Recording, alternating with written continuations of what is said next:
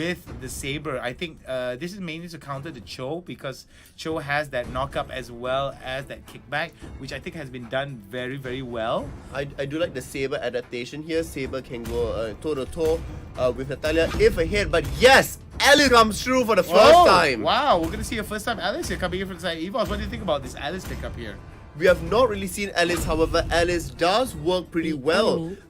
Because if you do get, for instance, the boots on Alice, she can move around. Alice is known as a very versatile mage, being able to do that.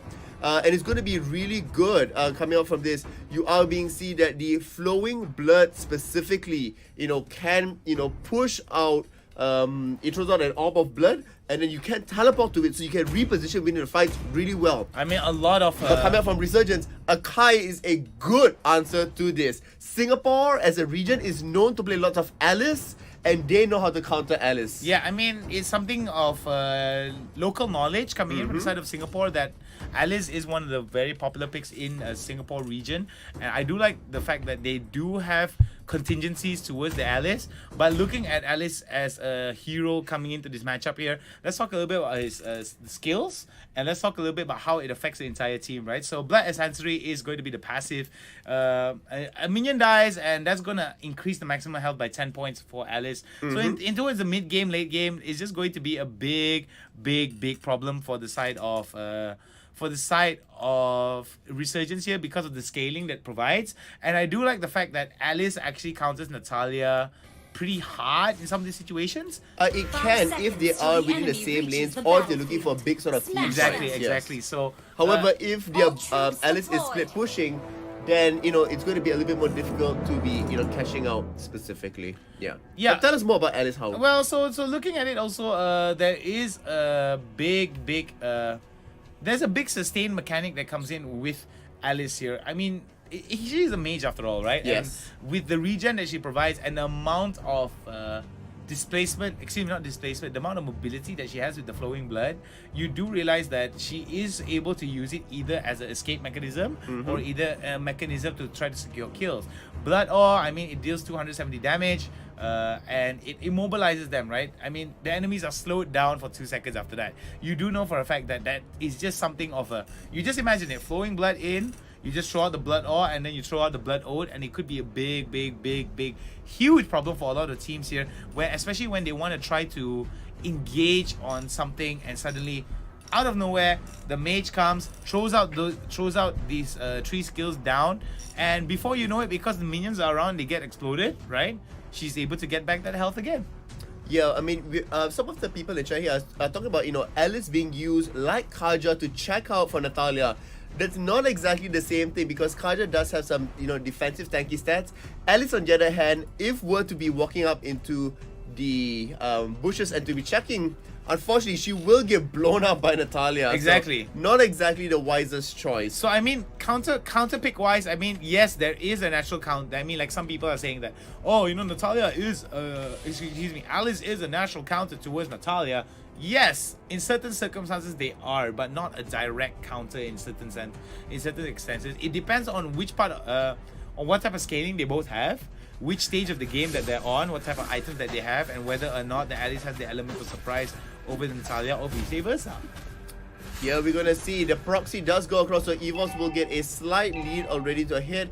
As the wave crashes to the top, Akai will be happy to be able to secure that. And we're gonna see, a fairly mundane start to the fight over here, as IS on that Alice will be wanting to collect all the additional orbs that are coming in from the waves that's there, because she definitely wants to be starting to stack up in terms of items, but in terms of as well as her passive.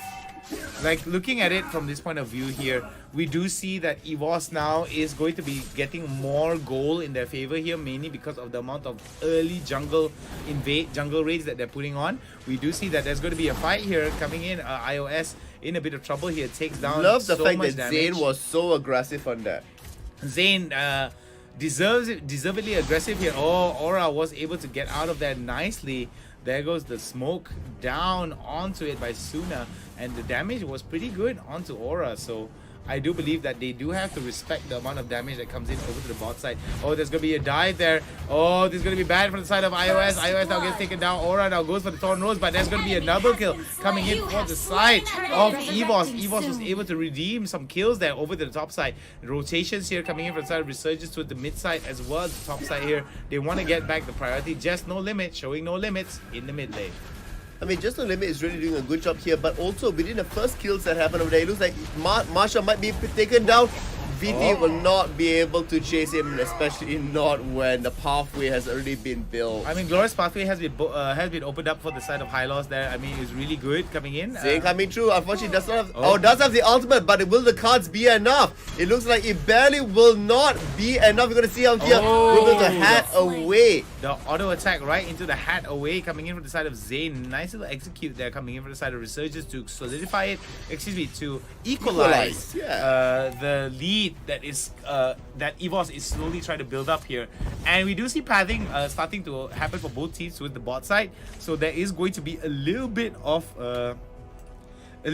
priority being given towards the bot and mid side from both teams, and they want to be pathing towards the turtle here. I mean, if they path towards the turtle, then they will be able to get more lead. That means a bigger goal and experience lead for EVOS and helps them get their item power spike faster. Resurgence, they will be able to at least stay even in some of these matches here. It's going to be a slight tough matchup here, as Suna will be the one that returns back to bottom here.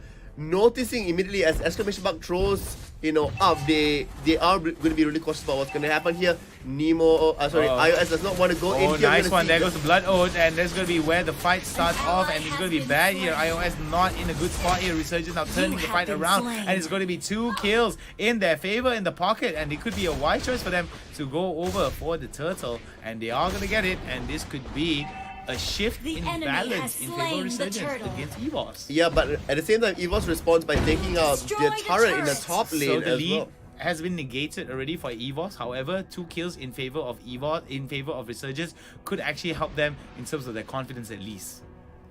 We will have to see how it translates out, because as we talked about this in the previous game as well, when you opt to go in for a objective that will respawn versus an objective that does not, like a turret, which you heavily prioritize. Here we're going to see Suna does, silence out Just No Limit, will be able to escape out of it. Here we're going to see that Zion will be able to lock down one other member. Oh my god, Just No Limit showing no limits, and it's going to be crazy amounts of damage there as they go down. There goes the charge into it, and Torn Rose from the side of Aura will not be able to get the execute. However, the pressure is what is important over to the bot side here. They need this extra pressure, mainly because in 60 seconds, in about 65 seconds, we're going to see the turtle come back into play. We are going to see bottom lane and top lane as well. Bottom lane and mid lane are going to be pushing out. Suna will come back and make sure that the mid lane does stay alive. However, barely alive, as they do get the bottom lane turret. 13,000, almost 40,000 gold to about 12,000 gold right now. A 2,000 lead for EVOS, but that's primarily on just the turret gold that's there. Yeah, and now the mid lane gets taken down. It's just going to be turret gold that gets taken down. So, I mean, it's still going to add towards EVOS's lead. And I feel that with more objectives that they're going to be picking up, it's just going to exacerbate their lead. We do see Marsha now going towards getting that goal over the top side. And as you can see, right, I love EVOS's rotations here. They're showing a very good understanding of timing. That's come true. iOS does find 4 members here. Will it be enough to survive? Suna must get out of this. There goes the Glorious Pathway, and one by one, members of EVOS now are going to be going for kills on the side of Resurgence, and it seems the lead that Resurgence had seems to be slipping away from their fingers, slowly but surely. I mean, EVOS here really being able to command themselves well. Here we're going to see that Gushion's really throwing out the blades. All 10 of them rip through Akai and bring him down. Not much can be done. Just No Limit now wailing onto the towers already. However, in the top lane, we are going to see that VT does get a tower of his own. So, trying to slow down their pace as much as possible, but you are seeing that Alice, being the huge initiation factor, is able to go in, and with the team being able to follow up, is going to be A-okay on her side. Alright, so we do see that over to the top side, we have some more action here coming in from the side of EVOS. EVOS now looking towards getting more and more positioning in their favor, but Suna now in a bout of trouble there, and killing spree going over towards the side of EVOS. Not very good coming in. Not going good too much for the side of RSG. Oh my goodness, there he goes. He has to flicker away. There goes the Glorious Pathway, and it's going to be wise there. I mean, Glorious Pathway for Flicker definitely has a longer cooldown compared to the skill. So I mean, it's definitely worth. So the next time they're going to be diving in, there's not going to be an escape for members of RSG, especially the Jawhead.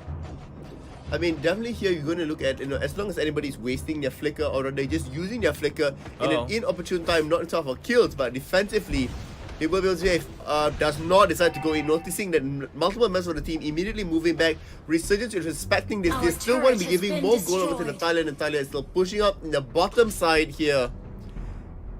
Wanting to still be going on because they do see, Hylos and Gushin in their mid lane. Now we're going to see Natalia will be moving back to defend against the team because Hylos is charging down to the bottom side just to defend. That's how. I would have liked it. I would have liked it if she actually mobilized a little bit earlier, but I understand what she was trying to do. She was just opening up a little bit of priority. So with opening up priority over to the bot side, if teams ignore it for too long, then you might actually lose the lead that you have with one team fight. I mean, one team fight that might turn the outlook of the battle around could actually spell doom for you. I mean, you just ignore someone from pushing out and getting priority over to the bot side. Yeah, Zion gets caught out. Zion's going to get caught out, but however, it's going to be turning around. This is where Resurgence could turn around the fight. iOS now is going to be the second priority to get taken down. But the amount of damage that's coming in from the side of Resurgence is pretty high here. We don't have the full team of EVOS coming in, so this could be the way that EVOS turns it around. There goes the cards. Harley, really nice Chou. Nicely done coming in, but oh, it's going to be bad coming in from the side of Emperor here. If he gets caught off in a bad spot, but here comes Aura.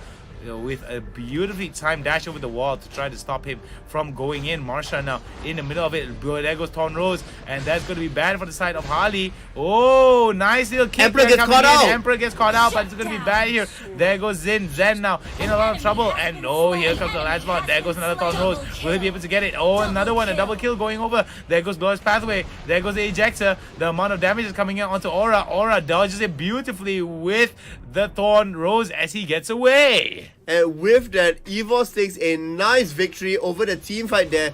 Currently 12-9 with a 7,000 goal lead. As much as Resurgence has been taking the fights, in the best way they possibly can, the amount of focus coming from the side of EVOS is just helping them, eke away smaller victories each and every time they go in for these engages and fights.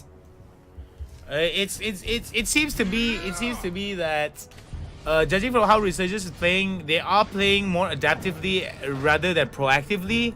I feel that is good for certain situations. However, when they got the lead, they had to play a little bit more proactively and start the cadence to catch off members of EVOS if they wanted to get back that lead. So proactive gameplay is definitely something that we appreciate here coming into towards week 2 of MSL. But like I said beforehand, Resurgence now struggling to stay into competition against EVOS. What do you think Resurgence needs to do to stay to steal away this lead from EVOS? I mean, just so far what they're doing is pretty good because what they're doing is what's exactly happening here. They're pushing out the side waves, noticing that EVOS here aren't strangling them with all 3 waves specifically pushing out. And with this, they're just buying themselves some time. Now we're going to see that Lord does get started up by EVOS side here. They do know about this because they can hear it. However, it seems like this is more of a bait than anything else. They do want to catch members out. Alright, Marsha's so already in their face. Marsha in a bit of trouble here, managed to get away. Oh, but in the meantime as well, we do see members of Resurgence now going to go towards a pathing that's going to go for it. Oh my goodness. We do see Jawhead over to the top side there, trying to push it off. At the meantime as well, Suna now doing as much damage as they can. The Glorious Pathway has been opened up and is going to be stunned and killed coming in for the side of Resurgence, for the side of EVOS, as they walk over the bodies of Resurgence away easily. I mean, here you're going to see that VT still didn't manage to get a top turret. So it's still really working onto their favor. Here we're going to see that the charge, it will not quite be enough, as they will be able to flicker away. But, all this extended team fight triple sweep is really helping, Resurgence delay the game.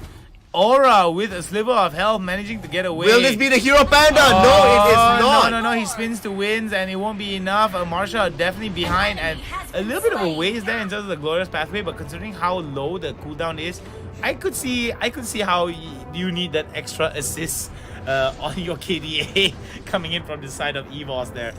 I mean, so far Resurgence is definitely playing the very best that they can, which is that, to push out both lanes. As then now with Lord, they need to change a little bit of their play style because they need to be able to team fight and potentially come in for a good flank. Yeah, so we do see that there is going to be a lot of pressure that's being built up here for the side of EVOS, and we do see that Resurgence is having a huge problem here, starting to get that cadence in their favor. But looking at how the conductors of this musical is going to be EVOS, Sunang gets caught. They can only dance towards the amount of pressure that's coming in from the side of EVOS here. They already have a numbers deficit in their. Already have a numbers deficit to work with here coming in from the side of EVOS. So this is going to be bad here coming in. Oh, this is going to be good. Resurgence now in a lot of trouble. They do manage to get him back, but they are going to go forward. They are going to fall back into it as members of EVOS now pushing towards it. And this is going to be game number 1 for the side of EVOS. Resurgence looking to upset them in game number 2. I mean, I think they definitely are able to. We saw, quite a good team fight going back and forth. I think the Alice pick was such a off pick for them, and they didn't know how to react to it specifically. There's still a 1, 5, and 8 Alice. They tried to focus it a lot down. However, they allowed the Saber, they allowed Aura on Lancelot to take such huge commanding leads. I mean, they did allow it, but like I said beforehand, you've got to understand that these teams coming in from the side of EVOS and Resurgence, right? There was a little bit of back and forth only towards the early stages of the game, right? So when we transitioned to mid stage, right, we did see that EVOS was able to adjust, was able to adapt, or was able to That's when it's basically I mean, basically they just knew that, okay guys, let EVOS just smack us for a while early on, right? We'll smack them back harder as soon as we get our spikes. As soon as they spiked up in terms of power, you knew for a fact that EVOS was gonna win all the way. Yes, so we saw that EVOS did manage to take their first game away. Now, I think that Resurgence can adapt through this in the second game if they are able to be a little bit smarter within their picks and ban phases that's there. Yes, the Alice was a good pocket pick that has come out. iOS has played Alice before, and there was a lot of counters to Natalia specifically. So I wonder if Natalia is being removed away. What sort of different addition could we see coming up from the sides of Resurgence? I mean, we did see coming in for the side of Resurgence going up against EVOS. There was a little bit of calculation coming in terms of the picks and bans.